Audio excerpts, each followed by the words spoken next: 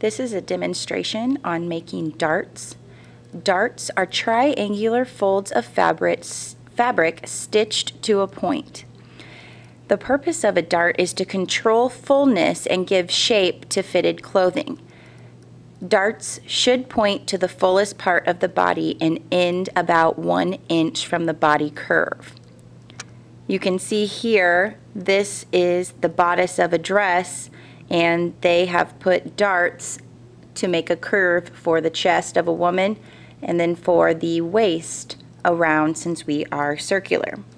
Here is a real life example in a dress of where they have placed those same darts.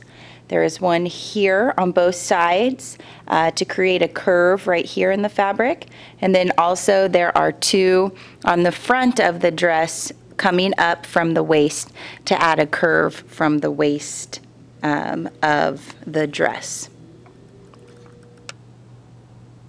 Alright, this is the sewing demo for a dart. You are going to need your 1 square pattern piece that says dart. You are going to cut 1 square out, and this is where you are going to mark your dart.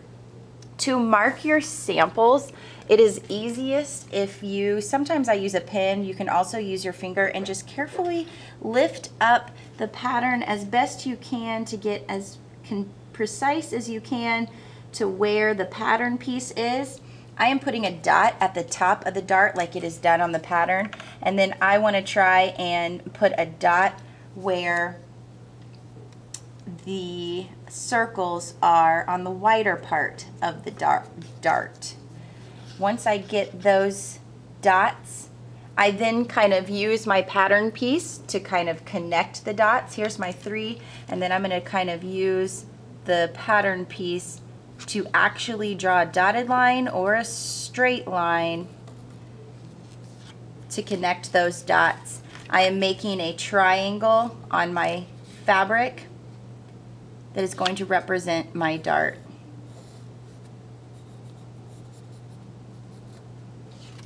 Alright, so once you have your dart marked, you are going to stitch on those lines. So first you must fold the dart with right sides of fabric together. So you are drawing your markings on the wrong side of your fabric.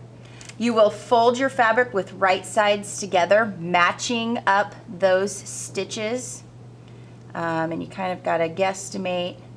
And then you want the fold to go all the way to the point, like so. You can pin this or you can press it.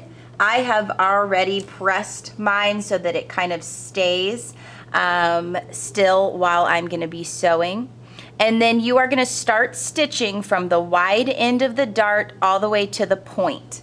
And you line it up on the edge of the presser foot, and that's why I drew the lines on there, so that I could just follow it with my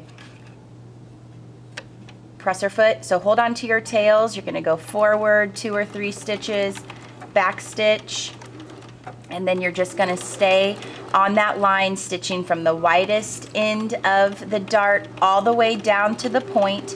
You want to get as close to the fold as possible. That will make a smooth dart and there won't be any bubbles at the point.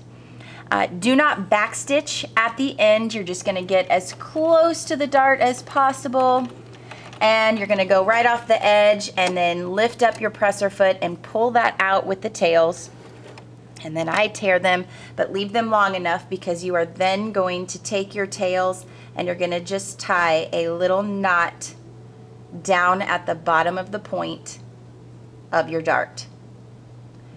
Again, you backstitch at the widest part, sew all the way down to the point, and then tie a knot. I'm sorry if my fingers are so big.